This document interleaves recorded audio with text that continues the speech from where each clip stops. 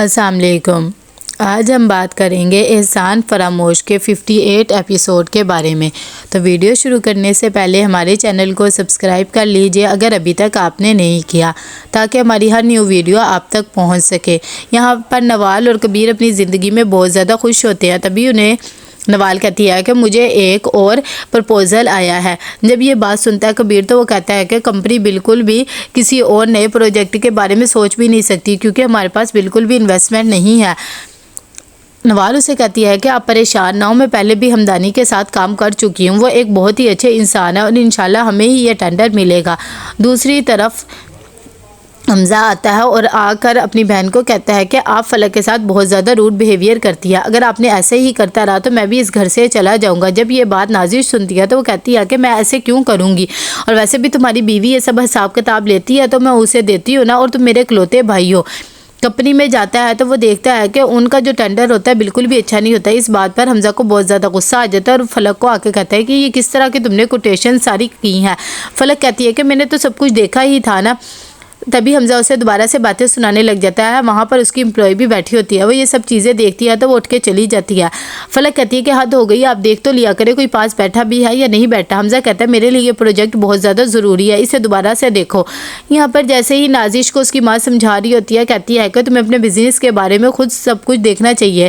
نازش کہتی ہے میں کیسے دیکھوں، تو صوفیہ اسے کہتی ہے میں بہت زیادہ ڈر گئی ہوں جب سے میں نے فلک کے بارے میں باتیں سنی ہیں، یہ نہ ہو کہ حمزہ کو لے کر کہیں دور چلی جائے اور تمہارا بھی بزنس سارا ختم ہو جائے۔ نازش جب یہ باتیں سنتی ہے تو وہ کہتی ہے کہ ماما مجھ سے یہ سب کچھ نہیں دیکھا جاتا ہے، پہلے تو رحیل ہوتے تھے تو میں دیکھ لیتی تھی۔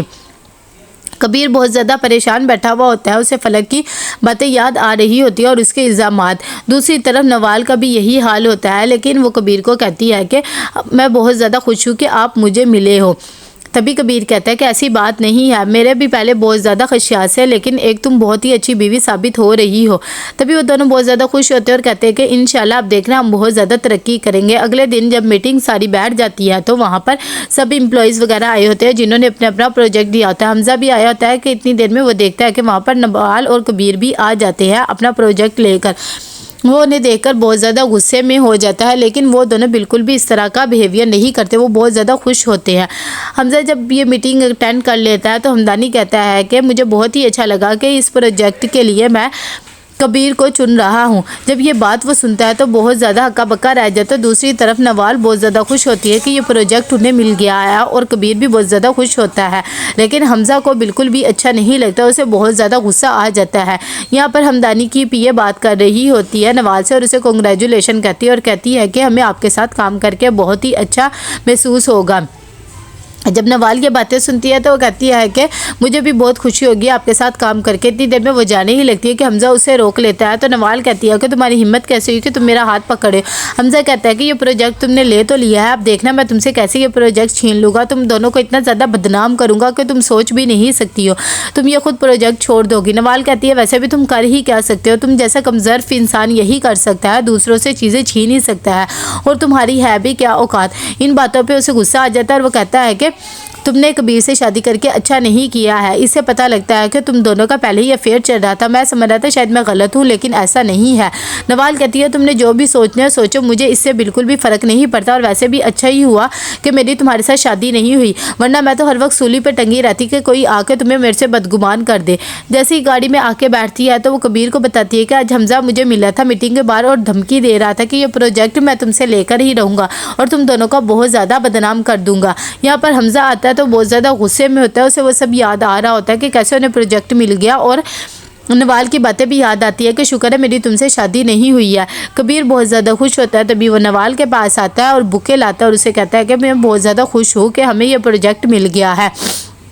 حمزہ جب کمپنی میں جاتا ہے تو وہ بہت زیادہ غصے ہوتا ہے، اپنے ورکر کو کہتا ہے کہ میں نے پہلے بھی کہا تھا آپ کو کہ یہ پروجیکٹ میرے لیے کتنا زیادہ ضروری ہے، آپ لوگوں سے دیکھا نہیں گیا، شرم سے مرنے کا مقام ہے آپ لوگوں کے لیے۔ اتنی دیر میں اس کا پی اے کہتا ہے کہ ہم نے تو کہا تھا کہ ہمیں دیکھنے دے، لیکن یہ پروجیکٹ فلک میم دیکھ رہی تھی اور انہوں نے ہی سب کچھ دیکھا تھا، اگر نہیں یقین تو آپ جا کر ان سے ہی پوچھ لیں۔ یہاں پر حمزہ گھر آتا ہے تو فلک پہ بولنے لگ جاتا ہے اور کہتا ہے میں نے تمہیں کہا بھی تھا یہ پروجیکٹ میرے لیے کتنا ضروری ہے، تمہیں پتہ بھی ہے کتنا بڑا نقصان ہوا ہے میرا، لیکن تمہیں تو کوئی اندازہ ہی نہیں۔ فلک کہتی ہے کہ ہاں تو کیا ہو گیا، ایک پروجیکٹ ہی تو تھا نا، ویسے بھی مجھے لگتا ہے نوال آپ نے اسے کوئی نہ کوئی رشوت دی ہوگی۔